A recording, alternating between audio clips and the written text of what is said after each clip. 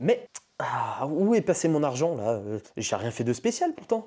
Stop, je vous arrête tout de suite. Si vous avez du mal à gérer votre budget, si vous dépensez plus que prévu, surtout sans comprendre comment, alors cette méthode est faite pour vous. Salut, et aujourd'hui on va parler de la méthode des enveloppes. Voilà, c'est une méthode qui est quand même assez connue aujourd'hui pour gérer son argent. C'est une technique qui est simple mais à la fois redoutablement efficace pour reprendre le contrôle de ses finances.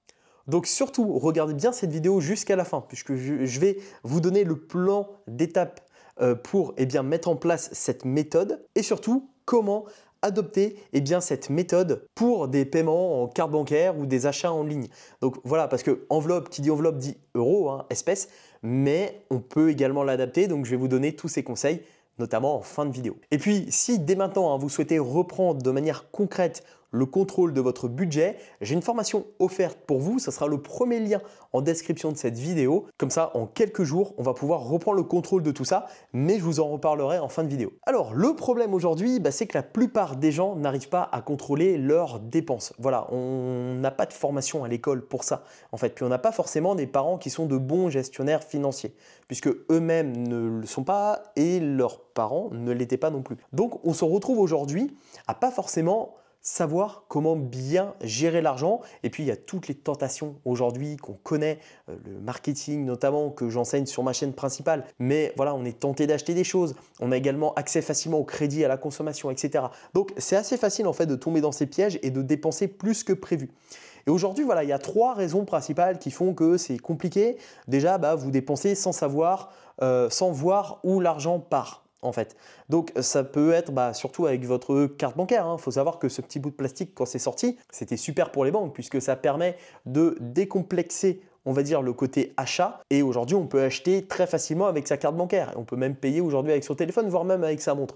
Donc aujourd'hui, c'est très facile. L'acte de dépenser devient facile. À l'époque, il fallait sortir des billets, faire des chèques, les signer, etc. Ça prenait plus de temps. Ça créait de la friction. Aujourd'hui, il n'y a plus de friction. On peut payer très facilement. Ensuite, on ne se fixe pas forcément de limite au niveau de ses dépenses. Au niveau de ses catégories, on peut se dire « Ok, bon, allez, le resto, je vais limiter ». Mais on ne se donne pas de chiffres concrets pour limiter. Donc, on sait généralement combien on gagne, mais on ne sait pas combien on dépense pour chaque catégorie. Et puis, le troisième point, on se laisse avoir par des achats impulsifs. On reçoit des pubs sur les réseaux sociaux. On se dit « Tiens, ça va m'intéresser. Là, il y a une promo, c'est pas cher. » On passe à l'action, on l'achète et puis en fait, on crame tout notre argent, quoi. Donc, il y a une solution à ça qui est pas mal du tout, qui est donc la méthode des enveloppes. C'est une vieille méthode, mais qui a prouvé son efficacité. Alors, mais qu'est-ce que c'est que la méthode des enveloppes? En fait, c'est très simple. C'est chaque catégorie de dépenses va avoir une enveloppe et un budget précis. Et une fois l'argent dépensé, c'est fini pour le mois. Donc, les gros avantages à ça, c'est qu'on visualise son argent physiquement, puisque comme indiqué, enveloppe, billets. On va mettre donc des billets dans des enveloppes. Donc le premier avantage, c'est que vraiment on visualise l'argent physiquement. Et ça a été prouvé que en fait, forcément quand on voit les billets et qu'on dépense des billets, on dépense moins en fait que juste une carte bancaire avec une application mobile. On est forcé à moins dépenser. Ensuite, on limite les excès, sans effort finalement, puisque juste le seul effort à faire, c'est juste de gérer les enveloppes, mais surtout d'avoir des espèces, des billets. Donc là, il n'y a pas de gros efforts à faire pour limiter les excès. Et puis surtout, on prend conscience de chaque dépense. Chaque euro dépensé, vous allez prendre conscience. Votre billet de 50, quand il va se transformer en quelques pièces, vous allez vous dire, il est où mon billet de 50 ? Vous l'avez dépensé. Alors maintenant, comment appliquer la méthode des enveloppes en 3 étapes ? Première étape, ça va être de définir votre budget mensuel. Donc les revenus, déjà votre revenu net après impôt. Combien aujourd'hui vous gagnez ? Salaire, prime, revenu passif. Voilà, vous définissez exactement combien vous avez tous les mois. Ensuite, deuxième point, les dépenses fixes non négociables. Donc loyer, prêt, assurance. Ça rentre dans le premier point, toujours dans définir son budget mensuel. Mais surtout, vous notez les dépenses fixes qui sont non négociables, que vous ne pouvez pas changer pour le moment. Et puis troisième point dans le premier point, c'est le montant restant, le budget à répartir dans vos enveloppes. Combien il vous reste à la fin? Une fois que vous avez compté combien vous gagnez et vos dépenses fixes, quel argent il vous reste à disposition? Et c'est là où on va passer à la deuxième étape qui va être donc de créer nos catégories et enveloppes. Donc là, vous achetez des enveloppes, hein, donc il faudra dépenser un petit peu, mais voilà, vous pouvez faire par exemple 6 enveloppes. La première enveloppe, vous pouvez faire une enveloppe alimentation. Ensuite, une enveloppe transport, une enveloppe habillement, une enveloppe sortie et restaurant, une enveloppe divertissement et puis en sixième, vous pouvez faire une enveloppe cadeau et imprévu. Surtout, vous écrivez le montant de départ sur chaque enveloppe et vous soustrayez à chaque dépense afin d'avoir un suivi. Et surtout, la règle d'or, la règle imparable, c'est que quand une enveloppe est vide, eh bien, vous ne pouvez pas plus dépenser dans cette catégorie. Alors évidemment, sous condition, si alimentation, vous êtes le 20 du mois et que vous êtes à 0, bon, c'est que là, je pense que de base, vous avez mal géré votre budget.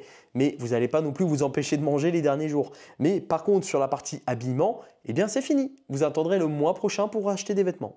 Et le troisième point, la troisième étape pour appliquer la méthode des enveloppes, ça va être de suivre ses dépenses et d'ajuster au fur et à mesure. Donc là, pareil, vous allez me dire, ouais, mais si j'ai besoin de plus dans une enveloppe, eh bien, option 1. Ne rien toucher. Donc là, on y va, on ne touche plus, on attend le mois d'après. Donc là, ça requiert un niveau de discipline maximal. Ou option 2, allez, vous pouvez prendre dans une autre enveloppe, mais en réduisant une autre catégorie. Voilà, donc par exemple, je vous ai donné l'exemple de l'alimentation.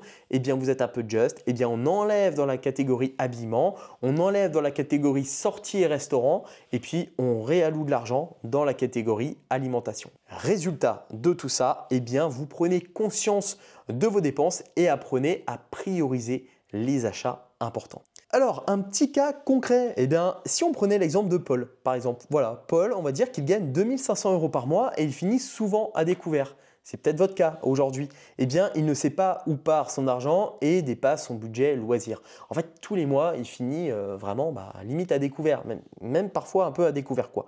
Donc, en appliquant cette méthode, en fait, il va respecter deux budgets qu'il avait tendance à cramer. Le budget alimentation, parce que Paul, il mangeait beaucoup, il achetait des choses parfois trop chères, et puis le budget sortie, parce que c'est un fêtard, il aime faire la fête. Et grâce à ça, il a économisé 300 € par mois. Donc sur 3 mois, ça fait 900 € et puis ça lui permet d'avoir un petit peu d'avance. C'est-à-dire que sur des mois plus difficiles, il a un petit peu d'avance et il peut limite augmenter peut-être un petit peu le bag de certaines enveloppes.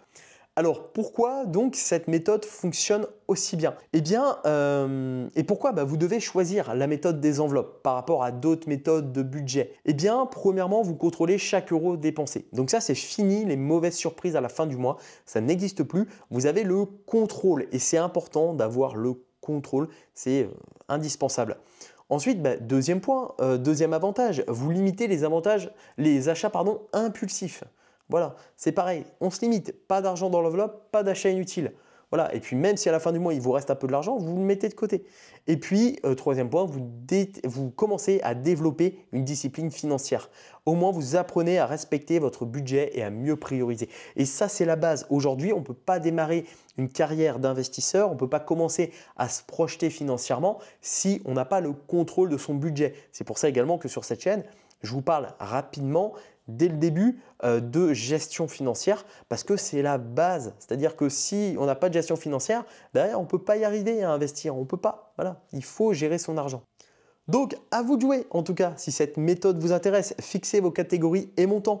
Créez-vous des enveloppes physiques. Alors, vous pouvez le faire virtuellement. Et puis, suivez vos dépenses en fin de mois. Et en début de vidéo, je vous ai donné une petite astuce. Et bien, pour le faire de manière digitale. Si, avoir des enveloppes et tout, ça vous saoule un petit peu, eh bien, vous pouvez le faire avec les espaces. Donc, via N26 et Revolut, qui sont deux banques en ligne et qui permettent de créer des espaces un petit peu comme des enveloppes. Donc, vous pouvez créer un espace finalement alimentation, un espace transport, un espace loisirs. Voilà, vous créez le nombre d'espaces qu'il vous faut et comme ça, vous pouvez gérer. Alors par contre, on n'a pas le côté papier, donc on perd ce côté, on a tendance à plus dépenser avec son téléphone ou sa carte bancaire, mais au moins ça permet de le faire de manière digitale. Donc je vous mettrai juste en dessous les liens vers les banques en ligne que j'utilise et qui vont vous permettre de faire justement ce système d'enveloppe. Et aujourd'hui, peut-être que vous avez quelques objections à ce que je viens de vous dire. Peut-être que vous vous dites, je paye tout par carte. Comment faire? Voilà, c'est ce que je viens de dire. En fait, le problème de la carte, c'est que ça peut être compliqué. Eh bien, il y a une astuce qui est pas mal, hein. C'est d'utiliser une application ou un tableau Excel pour suivre ces enveloppes virtuelles également. Vous pouvez le faire via tableau. Mais en tout cas, moi, je préfère quand même la solution que je vous ai donnée des espaces. Également, vous pouvez vous dire, je n'ai pas le temps de noter chaque dépense, moi, j'ai pas le temps de faire ça. En fait, c'est pas si long que ça, hein. C'est un rapide check en fin de journée, ça suffit pour suivre où vous en êtes. Et puis, que faire en cas d'une grosse dépense qui était imprévue?